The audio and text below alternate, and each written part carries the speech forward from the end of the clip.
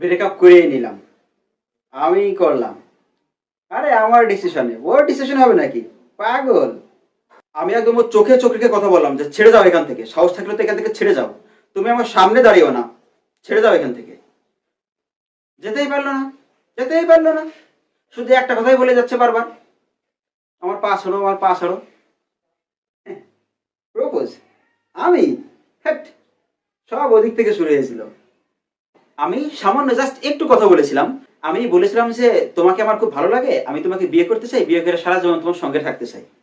আমি তোমাকে ছাড়া বাঁচতে পারবো না, তুমি যা বলবে আমি তাই শুনবো, তুমি যা যা বলবে আমি তোমার জন্য সব করতে পারি। আমি জাস্ট এইটুকুই বলেছিলাম ওকে। আমার তো পেছনে পড়ে গেল এই কথাটা বলার পর।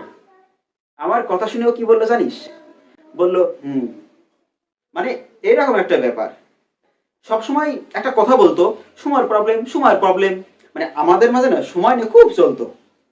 সময়? আমি? আরে দিতামই না ওকে। আমি কোথায় বেশি সময় দিতাম ওকে? আমার এখনো মনে আছে, আমি রাতে ওকে একবারের বেশি কল দিতাম না।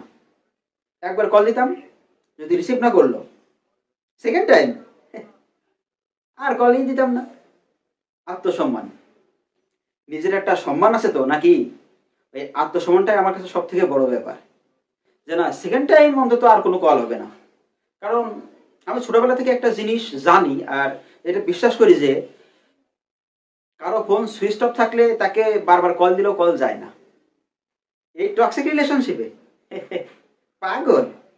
মরে গেলেও যাব না, মরার আগে যদি যাই।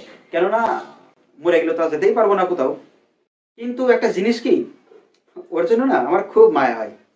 কেননা আমার মতো একটা হিরের টুকরো ছেলেকেও হারায় ফেললো। আমি তো একটা না একটা পেয়ে যাবোই পরে হয়তো, কিন্তু ও